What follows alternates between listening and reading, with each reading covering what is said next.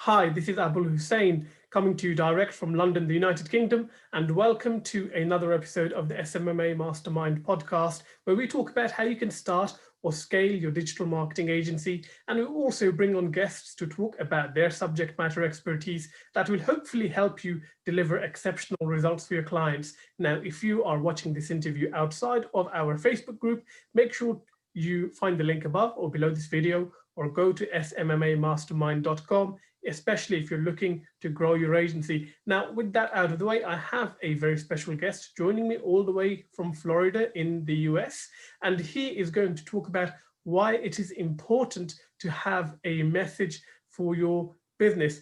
Jesus Revezzo, welcome to the show. Thanks, Abul. I appreciate you bringing me on, sir. How are you today? I'm doing very well, and I appreciate you joining me. I know it's difficult to schedule these things, and I mean, you're in your car, so I appreciate your commitment. Now, for the people who might be watching this, who don't know who you are, how about a little bit of an introduction? Sure. So we'll say back in 2012, my journey into marketing began, and it has been, I'd say, a hobby for the last several years. And the reason I got to that point is back in that time frame, I really wanted to run a martial art and fitness studio. And I had a friend who started to do that, and so I was helping him along with it. But real life work took me away from that dream for a while. But what I realized when I had to leave the area was that if I never figured out how to actually attract clients and how to sell them on the benefits of the programs that I had, then I would never really have a successful business. So that led me to start looking into the world of marketing and sales. And that, back in that time frame, 2012, led me to the world of Dan Kennedy and his material. And that's kind of where I started. And over the years, I've just been reading and studying and reading and studying. And about a year and a half ago, I decided to launch Elite Basics Digital Marketing, is what I was calling it, because people who are elite at whatever they do, it's often said that they're just better at the basics. And that was the concept that I brought that forward with. So I try to focus on the basic aspects in marketing, which is having a good message, understanding who is going to resonate with that message, and then deliver that to them in whatever their preferable medium is, whether that's YouTube videos or written content or podcast, kind of like you're doing here. No, that's awesome. So what's the service that you provide your clients? The primary service I provide right now would be copywriting for their landing pages, for their social media ads, emails, so whether it be an introductory email service or sequence, or if they want to put together certain types of email campaigns and sequences, and then I can help them create all those emails. I can help them create the blog articles if they need that, and then help them decide and come to a conclusion on who the best client is for them. Help them create that message. That's what we started to talk about at the beginning. Help them craft the message towards the people they want to serve. Right, okay. So let's dive right into the topic of why it's important to have a message for your business. So why is it important to have a message? Sure. So if I just randomly walked up to you on the street and said, "Here, buy this dog," how might you react? Unless you just really, really love dogs and you just happen to be thinking about, I want to buy a dog right now, probably not going to be yeah. More likely like, who, what? This crazy man's trying to sell me a dog. And what I've experienced over the last year or so, speaking with more and more clients and prospects, is so many of them, see, Dan Kennedy would say they've done it backwards. They created a business around what they love, but that doesn't necessarily mean that anybody wants it. So if you're going to do that, you have to find out what message based on the benefits of what you do are going to apply to somebody. And then you have to figure out which person it applies to, because like the example a second ago with the dog, if you're not a dog lover, it doesn't matter how many dogs I offer you, it doesn't matter how great an offer or great a deal is. I can give you 50 dogs for $20. You're not going to take the deal because you're the wrong audience. So if we don't create the correct message about our benefits, so the benefit, let's say, of having a dog, if you're a dog lover, is, you know, companionship, and, you know, you never feel lonely, and it's always there for you and can be your best friend. You know, that's not gonna, that message doesn't resonate with cat people. Right, okay. So when you're kind of working with the client, what steps do you actually take to work out what their message should be? Sure. So first thing we discuss is what problem or does their business solve, or what desire does it fulfill? Once we discover what they're solving or what desire they're fulfilling, we can go to how do you do that?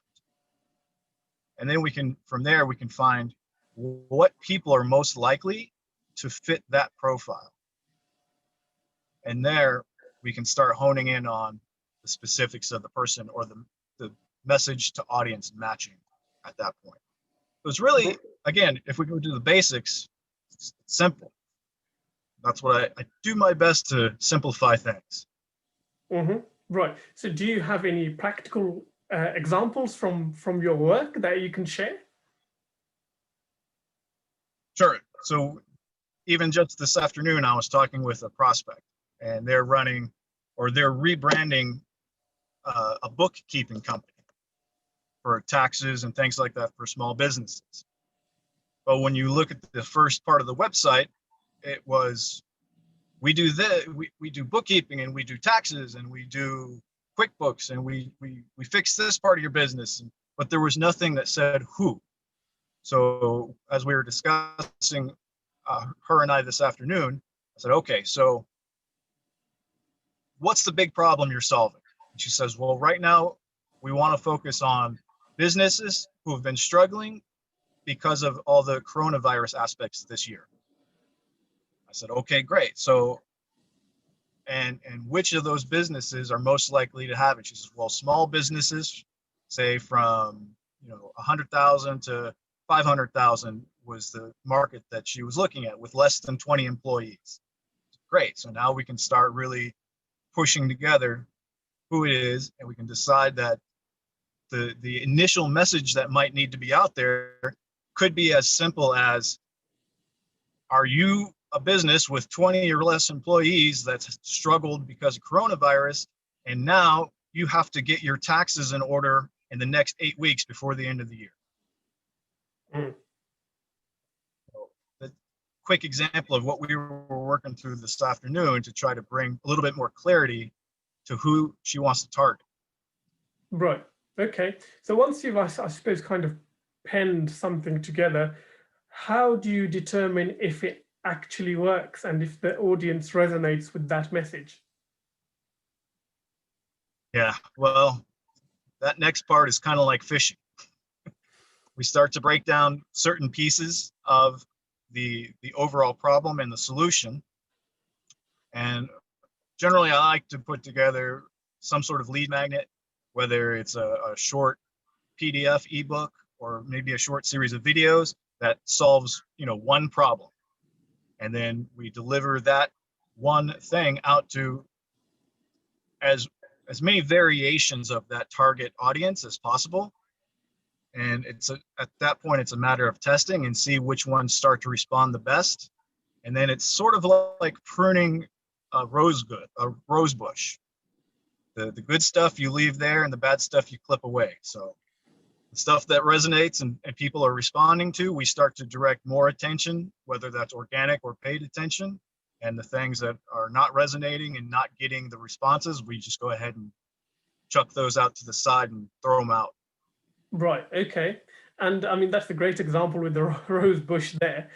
So I mean, it sounds like a message is pretty much an elevator pitch, or is there a difference between when you talk about a message for the business and an elevator pitch?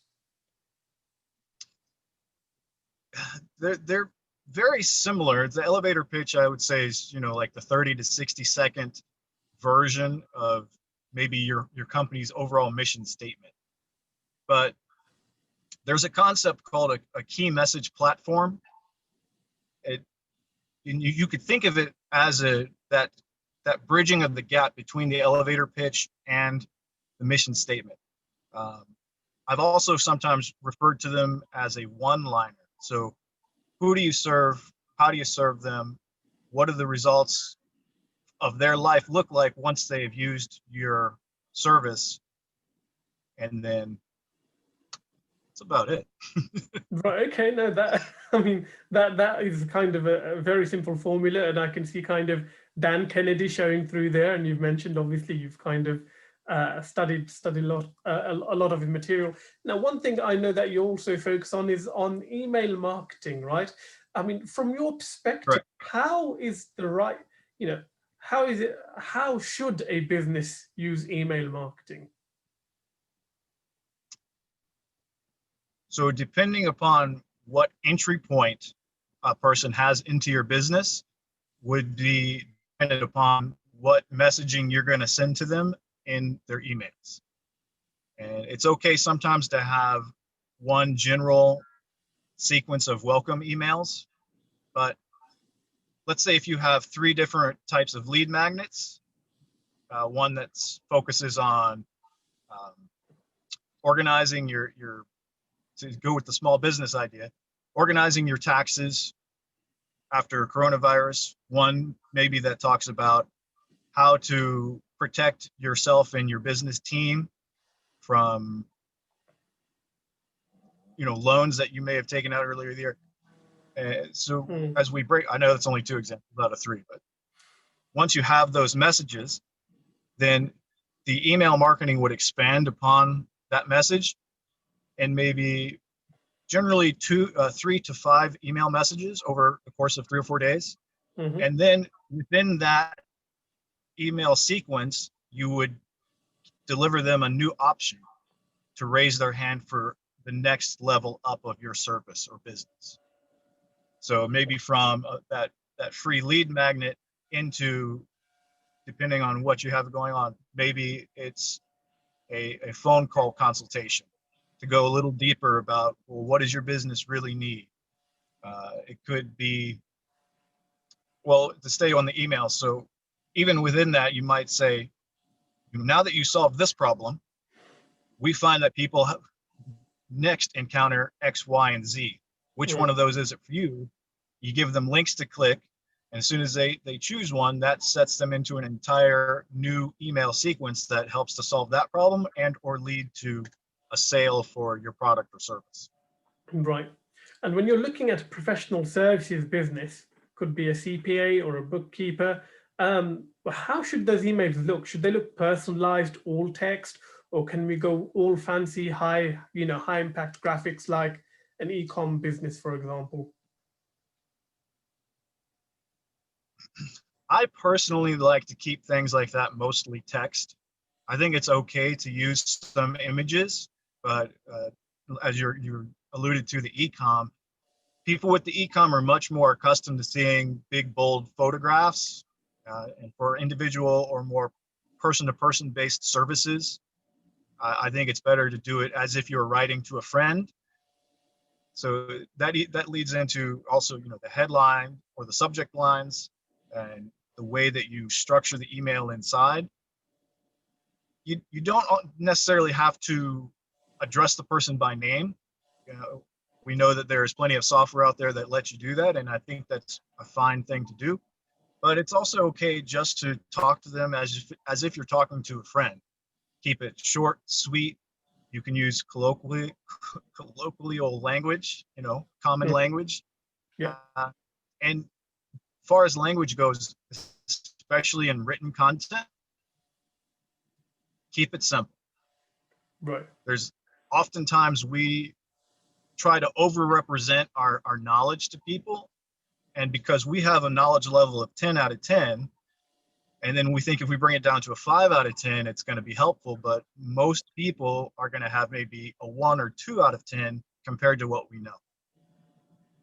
So keep it simple and talking and speak with a friendly tone. Right. And you've mentioned obviously having a message on a website that speaks to an audience. Now, a website is easy. You can just put the text bang in the center. How do you carry that message across on other platforms and other content formats?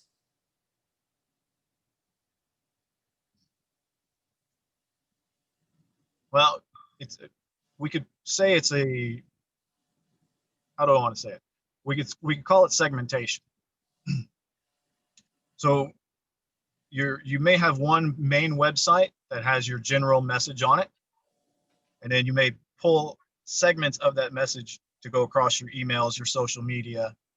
What else do we have? Podcast, YouTube, and just extract because your website will have the big message, and it'll have, most likely will go into detail about what's involved in that message. So then as we disseminate it out to other platforms, it's great to just kind of pull one piece at a time and apply it that way. That's what I've found so far. Right. And you know, when you're working with a business where you are directly driving income, say it's through running a paid campaign or whatnot, it's very easy to prove the ROI. When you are working with them on their message, how do you demonstrate your value to them? Say that last part one more time. So when we're working with what? When you're working with your clients, now obviously you're not working to Yes. generate direct sales often. How do you demonstrate your value to them? It's about creating assets for the business. So even if you can't directly, with good tracking, you should be able to directly link income to the work that's being done. But besides that, just as some businesses would invest money in buildings or cars or office equipment, those are assets to the business. The written content is an asset to the business because it's that written content. Now, the written content could be video scripts, which get delivered right through video or the podcast, but that content is the asset that helps to drive the rest of the sales machine. No, you're right. If it's online, it should be trackable, and then you can probably do an A/B test or something like that. Now, I mean, obviously, you've got your agency. How are you currently picking up clients? I've actually had really been getting some good traction recently, just exploring a new organic strategy. And it's not one that I've came up with for myself. I learned it recently from a different party. And I said, well, let's give that a try. And so to share with you and your listeners and viewers, it was just as simple as finding groups online that closely match what would be, at the top of our funnel, and just putting out some posts that are educational, but yet have a call to action within it, but not the standard call to action. It was a call to action of giving them, almost as if giving the reader an assignment. Right. So I mentioned the one-liner aspect a few minutes ago. We were talking about what's the difference between the one-liners and the message and the elevator pitch. So I did a small post teaching about the one-liner, and then asked the readers to give it some thought and then put their one-liner description of their business below. And then I came back a few days later to a host of comments, and then I was able to interact with those people, and a few of those that I was interacting with, the relationship is currently growing. So, okay. So that, using organic in that way, and then paid in the past, of course, is always the fastest way to get your message out to people. No, absolutely. Now, for the people who are watching this, who want to kind of improve their copywriting skills, because obviously copywriting is not something you learn overnight. It's something that you learn with practice. What are some good resources that someone could go and look at to improve their copywriting? Sure. Classic Dan Kennedy is, it's called The Ultimate Sales Letter. That book is just, a treasure trove of information. When it comes to email marketing, this is actually one that really inspired me and helped me transfer careers. Actually, it was an email marketing program called the Tao of Email Marketing by a guy named Matt Fury. I remember Matt Fury, the bodybuilder or wrestler or something, right? That's right. Also, he's a tremendous knowledge base of all things copywriting, and especially email marketing copywriting. Right, no, that's awesome. So, awesome. Sure. So, I mean, final question for you, because obviously these things always very quickly run out of time. What are some of the biggest challenges that you've faced in your digital marketing career, and what are the lessons that you've learned from them? I'd say some of the biggest challenges are breaking through the noise, because there are so many of us trying to do the same thing. And that's where it comes down to crafting a message that differentiates you from the next person also doing digital marketing.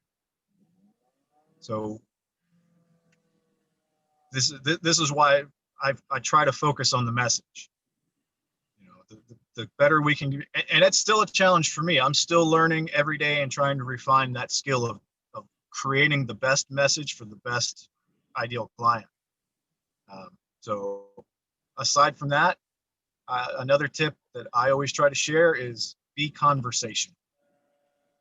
If you sound like you're trying to sell somebody on something, it tends to put their warning flags up in their head, and they usually look the other way. But if you can approach them as a friendly conversation and then gently lead them the direction you want, it's quite often helpful. Awesome. Well, on that note, Jesus Revezzo, thank you very much for your time.